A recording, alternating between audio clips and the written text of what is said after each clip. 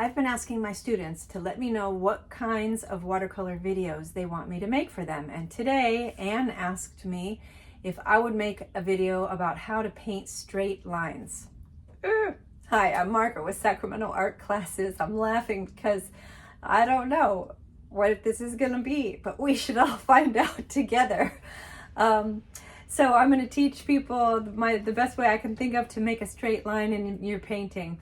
And if you stick around till the end of this video, I'll also tell you about another free video that I made, which will help you control your paints and your water in your watercolor paintings. Plus, I have a free supply list, so hang out till the end and I'll let you know about that. But let's get started with painting. I gotta say, this is probably one of the trickiest videos that I've made so far is for this technique, because really there's just not an easy way for me to do it anyway. But let's give it a shot. All right, so we're trying to make straight lines. You have a lot of different choices, and some of them are more difficult and some of them are more risky than others. So first I want to show you the tape method.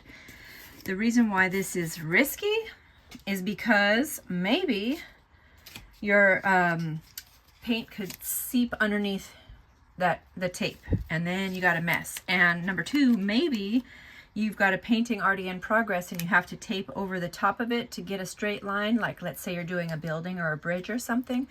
And when you peel this off, you could rip your paper. You could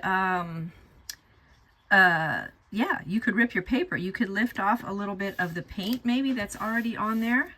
So just putting it all out there. Okay, for all of these, I'm using the same green paint, and I don't know if you can tell, but it's kind of on the watery side, and I have a reason for that. This one, I guess we could go a little thicker, but I'm just going to stay with that. So I want to make sure this is burnished down real nicely so that I don't get that seepage under there, and I'm just going to paint. Now, you don't have to put 2 strips of paint and paint in between them. You could just put 1 strip, but then that still relies on your hand being steady enough and your brush being tiny enough and, you know, in good condition for you to still hold your hand from wobbling. So that's a thought. You could just do this with 1 strip. Okay, so that is method 1. Method 2, I do not enjoy very much at all, but it's important for you to maybe know about it.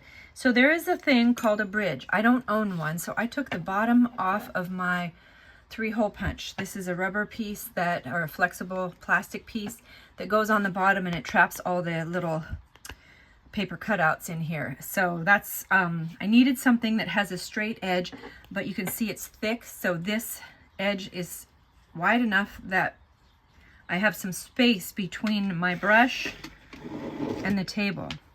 So we're going to lay it like this, and for me this is probably the hardest one of all. I think I'll go like that. You want to have a good brush with this. I'm going to use for this one a 0, so it's really, actually this is a 1, so it's really small. And the idea is you're going to let your ferrule, the metal part of your brush, rest on here like a guide. And I like to hold the brush over the top like this. Everybody will have a different way. Some of you may want to go from top down, or some may want to go from bottom up, but I haven't mastered this. So what you're likely going to see right now is some wobbly lines. All right, I've got my paint on here, and let's give it a go. You have to be able to hold this in the same place on the ferrule. So in other words, it should not be sliding like this, otherwise your mark won't be straight. So we're going to try, cross your fingers. Yeah, it's really hard. Let's try another one. I'll hold it a different way. Maybe I can go like this. Resting the ferrule on there. Go slow. By the way, I'm using Arches 140-pound cold pressed paper. And on that paper, there are 2 sides. This side happens to be slightly smoother than the other side. And sometimes, you know, because of the tooth of the paper, yeah, this doesn't work for me. Because of the tooth of the paper, it's got more nooks and crannies. So one side is harder to get a straight line without having all of those marks in the paper. So this is my least favorite. You can see I tried my best and I ended up trying to freehand it. So that's the bridge method. We're letting the tape method continue to dry.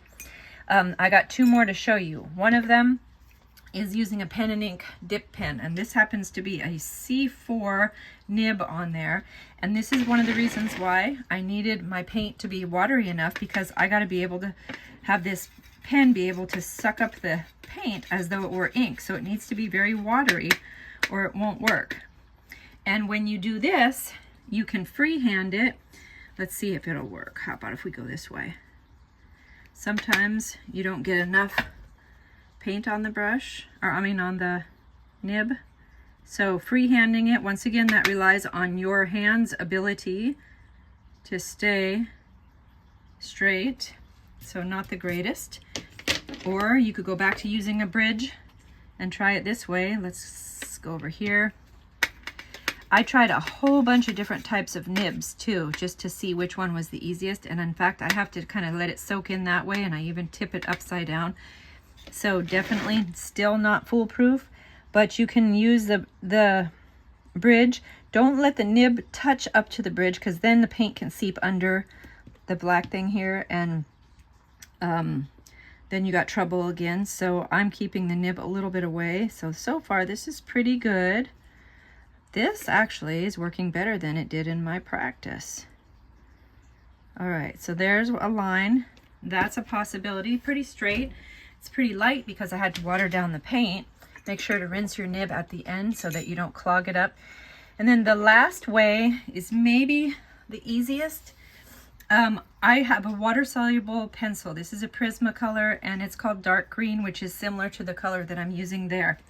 So let's say I no longer have to care about seeping underneath the edge of this because it's a dry media. So here's my line. I don't want to go too dark. In fact, I'll do one less dark than that, because once I come in with my paint, I really don't want to see that outline of the line there. I want it to blend in. So imagine this is like the edge of a building. I could follow this line with a brush so that my brush actually touches up against that line, and because it's a water-soluble pencil,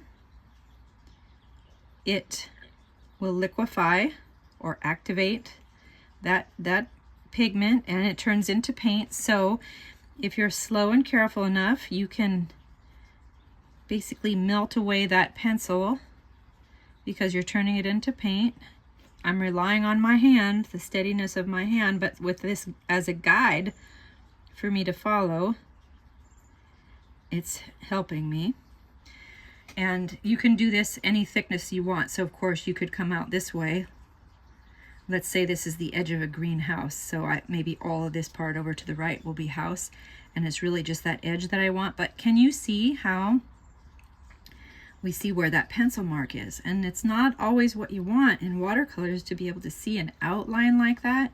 So if you remember, this is the one that I drew pretty hard. I pressed firmly with that pencil.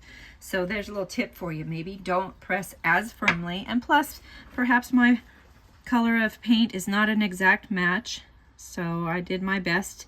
And that's another thing that'll happen to you. Maybe you don't have the color pencil that matches your paint. So we're just playing around. I mean, a lot of watercolors is about experimenting and seeing what works. I do feel like this gives me a pretty good edge on the left-hand side here. Both of these, where it's just the edge of my bridge or my building or whatever I'm working on. Okay, so those are all, this was the bridge. This was the bridge with a nib. These were pencils, and then a paintbrush. And finally, we've had enough time for this up here to dry. So let's move the camera up just a little bit. And I gotta be really careful. And by the way, whenever you peel off the tape, don't peel it straight down. Kind of get, like, can you see how I've made a 45-degree angle? If you do that and kind of keep it at a 45-degree angle during your whole peel, you have less likelihood of damaging the paper. Same thing when I peel off this one. 45-degree angle. And this kind with the tape, keep in mind, you can have that strip straight on both sides, and you could have it as wide or as thin as you put the tape together. Okay, so there are a bunch of different ways for you to try and make straight lines, and I hope that helped you out. Don't forget, if you'd like to get my free video about controlling water and paint, it's linked below if you're seeing this on YouTube. And you can also get my free supply list, which is 25 years of watercolor supplies that I have really found to work great. Also, if it's YouTube that you're watching, it's linked in the description below. But if you're seeing this on Facebook, just comment the word supply and I'll get you that. Thanks again. Have a great day.